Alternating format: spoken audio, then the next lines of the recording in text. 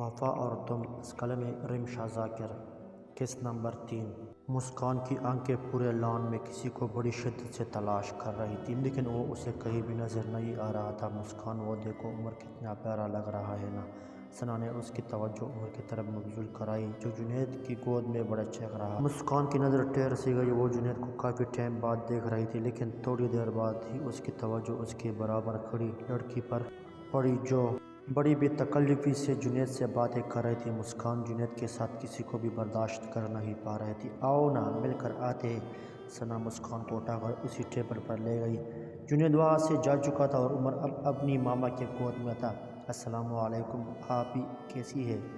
اور عمر بابا کیسا ہے میرا؟ ثنا عمر کو گود میں لیے پیار کرنے لگی تھی۔ مسکان اس لڑکی کو دیکھ رہی تھی اور اس کے اندر کی آگ میں اور اضافہ ہو رہا تھا اور بہت چہ چہ کر سب سے باتیں کر رہی تھی۔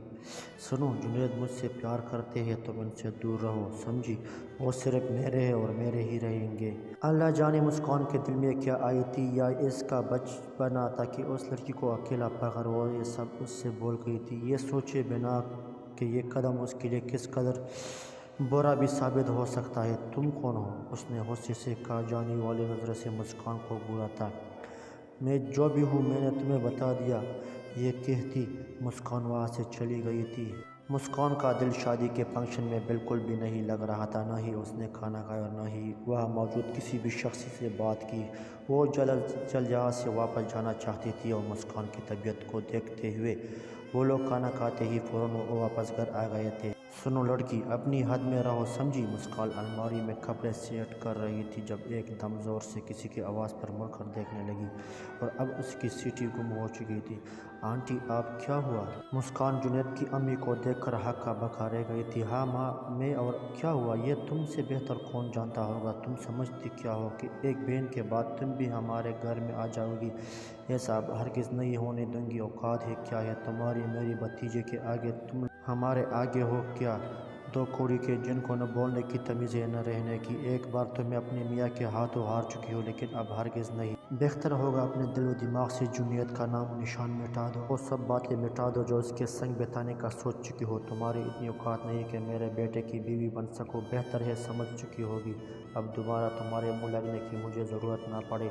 آنٹی بول کر جا چکی تھی اور مسکان یہ سب سن کر صرف خاموش رہی تھی۔ اس نے خود کو ایک کمرے میں بند کر لیا تھا اور اس نے ہر ایک سے بات چیت بالکل بند کر دی تھی اور جنید سے کبھی بھی بات نہ کرنے کی قسم کھائی تھی۔ اب وہ کوئی تماشا نہیں جھیل سکتی تھی۔ مسکان جاگ رہی ہو؟ ایک ان نون میسج دیکھ کر مسکان گیم کھیلتے کھیلتے کٹک گئی تھی۔ آپ کون؟ مسکان نے واٹس ایپ پر میسج دیکھتے ساتھ ہی رپلائی کیا، میں فرقان۔ مسکان کی حیرانگی میں تھوڑا اضافہ اور ہوا تھا۔ فرقان؟ آپ نے کیسے یاد کیا؟ فرقان مسکان کے ماموں کا بیٹا تھا اور ان دونوں کی صرف فیملی گیدرنگ میں ہی بات ہوا کرتی تھی۔ کیسی ہو تم؟ یاد تو انہیں کیا جاتا ہے جن کبھی بلا دیا گیا ہو۔ آپ کا مطلب؟ کچھ بھی نہیں ہے، بتاؤ گھر میں سب کیسے؟ اور کافی ٹائم ہو گیا ہے تم لوگوں سے گھر بھی چکر نہیں لگایا، یا خیر تو ہے نا؟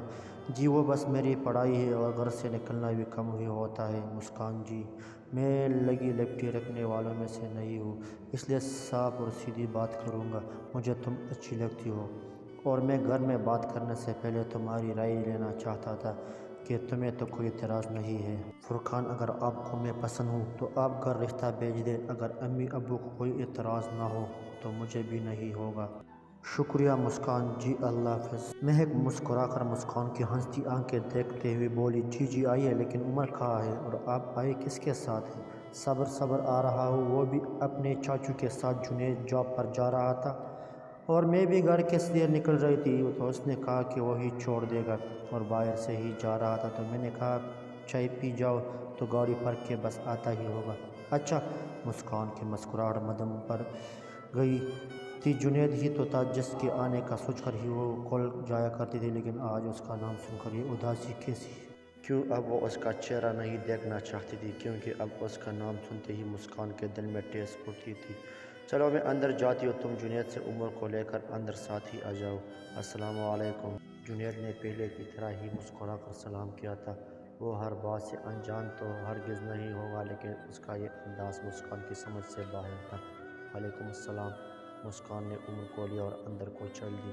وہ کوئی بات نہ کرنا چاہتی تھی، اور نہ ہی جنید نے اسے پکارا۔ جب تک جنید گھر رہا مسکان کمرے سے باہر نہیں آئی، اور جب اسے معلوم ہوا وہ جا چکا ہے وہ ابھی کے ساتھ باہر آ کر بیٹھ گئی۔ کیسی گزر رہی ہے چھٹی آپ کی؟ آج فرقان کا پھر میسج آیا تھا۔ جی اچھی الحمدللہ۔ اور گھر کے کام کون کرتا ہے، تم یا ثنا؟ دونوں ہی مل جل کر لیتے ہیں۔ اچھا، اور اپنی پسند ناپسند بتاؤ۔ ایسے ان دونوں کے بیچ معمول کی باتیں ہونے لگی، اور روز کوئی نہ کوئی بات ڈھونڈ کر مسکان کو میسج کر لیا کرتا تھا اور وہ بھی جواب دیا کرتی تھی۔ اس طرح یہ ایک معمول بن گیا اور ان کی باتیں عام سی ہوا کرتی تھی۔ نہ وہ کوئی محبت کی باتیں کیا کرتا، نہ ہی مسکان کو محبت کوئی دلچسپی رہی تھی۔ مسکان گھر نہیں آ رہی؟ تم خیر نہ؟ مہک عمر کے کپڑے تبدیل کرتے ہوئے مسکان سے گویا ہوئی۔ جی آپ کی بس ایسے ہی گھر کے کام میں لگی رہتی ہوں، ایسے تو کوئی خاص بات نہیں ہے۔ مسکان نہیں چاہتی تھی جو بات چھپی ہوئی ہے وہ سب کے سامنے آ کر ایک نیا تماشا کھڑا کر دے۔ آج عزیز نے باہر کھانا کھانے کا پلان کیا ہے، ہم دونوں کی اینیورسری پر تم دونوں کو بھی انوائٹ کیا ہے، تم شام تک تیار ہو جانا بس۔ ارے واہ آپی، ہم تو ضرور چلیں گے، میں تو شام میں آپ کو تیار ملوں گی۔ اور یہ مسکان سے تو پوچھنا ہی کیا، جہاں کھانا وہاں مسکان خود ہی آ جاتی ہے۔ ثنا جو وہاں بیٹھی گیم میں مشغول تھی مہک کی بات پر خوشی سے جھوم اٹھی۔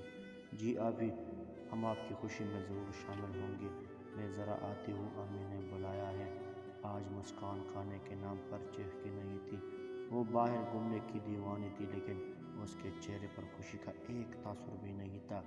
انسان ایسے بھی ٹوٹ جاتا ہے کہ اپنے لیے ہر خوشی کا درد بند کر دیتا ہے، پھر اس کے لیے معنی نہیں رکھتا۔ دنیا میں جو ہو رہا ہے کیوں ہو رہا ہے، اس کی وجہ کیا ہے، اس کے اندر سے کوجنے کی طاقت ختم ہو جاتی ہے۔ وہ پھر مسکراتا بھی ہے تو اندر ایک چھوٹا بچہ کئی روز ضرور رہا ہوتا ہے جو چاہتا ہے کہ اسے سمیٹ لے، لیکن ہر کسی میں اتنی طاقت نہیں ہوتی کہ اپنی تکلیف کو الفاظ کی شکل دے سکے۔ مسکان بھی ایسی تھی، وہ اپنے اندر ہموں کو جمع کرنے لگی تھی۔ وہ مسکان جو کبھی اس گھر کی جان تھی اب مرجھا سی گئی تھی۔ ثنا یہ لو آئس کریم لایا ہوں، مہک اور مسکان کو بلاؤ، اندر سب مل کر کھاتے۔ ابو آج دکان سے آتے ہوئے سب کے لیے آئس کریم لائے تھے۔ ارے واہ، ابو میری فیورٹ لائے ہیں آپ تو، مہک چہک کر ابو کے برابر میں بیٹھ چکی تھی۔ لو مسکان یہ تمہاری۔ ابو نے مسکان کو چاکلیٹ آئس کریم نکال کر تھما دی، لیکن مسکان نے بنا خوشی کا اظہار کیے پکڑ لی اور ابو کا دل اپنے کے لیے کھانے لگی۔ مسکان ادھر آؤ بیٹا۔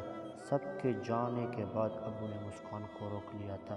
کیا بات ہے، کوئی پریشانی ہے یا کوئی بات جو تمہیں اندر ہی اندر تنگ کر رہی ہے؟ مسکان نے ایک نظر بھر کر ابو کو دیکھا، وہ حیران تھی کہ اس کے دل کے تاثرات کیا اس قدر حیا ہو رہے ہیں کہ ابو تک بھی پہنچ گئے۔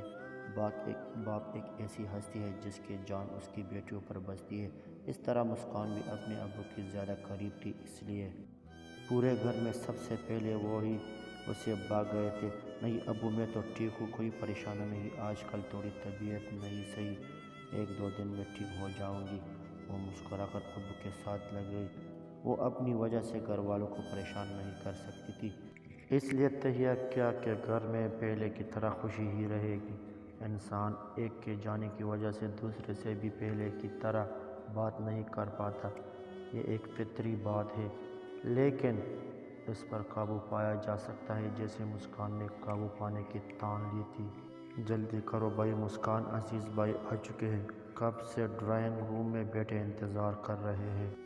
ثنا ایک جن کی طرح نازل ہوئی تھی اور مسکان جو بڑی گہری سوچوں میں بیٹھی تھی اس کی آواز سے ڈر گئی تھی۔ تم کبھی آرام سے آ کر بات نہیں کر سکتے، ہمیشہ چلانا ضرور ہوتا ہے؟ ابھی میرا ہارٹ فیل ہو جاتا۔ آنٹی کے واقعے کے بعد سے مسکان کسی کے بھی پیچھے سے آگے بولنے سے ڈرنے لگی تھی۔ وہ آپ نے جیسا بولنے کو کہا میں نے ویسا ہی بول دیا۔ ثنا دانت نکال کر مسکرانے لگی۔ میں تیار ہی ہوں، تم چلو، میں دوپٹہ اڑ کر آتی ہوں۔ مسکان ثنا کے ایسے ہنسنے سے چڑھ کر بولی۔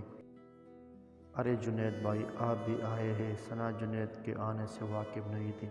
ہاں بھابھی نے ضد کی کہ گھر آفس کے راستے میں ہی ہے تو میں بھی جوائن کر لوں، تو ان کی ضد کے آگے میری کہاں چلتی تھی، تو اچھا کیا نا آپ بھی انجوائے کر لینا۔ السلام علیکم۔ مسکان دوپٹہ سیٹ کر کے کمرے میں داخل ہوئی تھی، لیکن سامنے ہی جنید کو بیٹا دیکھ کر اس کا دل پھر دنیا سے اچاٹ گیا تھا۔ جب میں اس شخص کو دیکھنے کے لیے مرتی تھی اتنے جتن کرتی تھی کہ صرف ایک نظر ہی صحیح اس کو دیکھ لوں تو وہ دیدار بھی مجھے بڑی مشکل سے نصیب ہوتا تھا، اور آج جب بھی میں چاہتی ہوں وہ میرے سامنے نہ آئے، میں اس شخص کو دیکھنا نہیں چاہتی تو کیوں وہ میرے سامنے دیوار بن کر کھڑا ہو جاتا ہے۔ مسکان دل میں سوچتی اپنی آنکھیں نم کر گئی تھی۔ وہ نازک تھی، جتنا خود کو سمیٹ رہی تھی اس سے زیادہ بکھر رہی تھی۔ وعلیکم السلام وہاں بیٹھے ہر شخص نے جواب دیا، اور جنید کی وہ مسکراہٹ اب بھی چہرے پر ویسے ہی برقرار تھی جس کی مسکان دیوانی تھی۔ کہانی جاری ہے۔ مزید اس طرح کی کہانی سننے کے لیے ہمارا چینل سبسکرائب کیجیے۔ شکریہ۔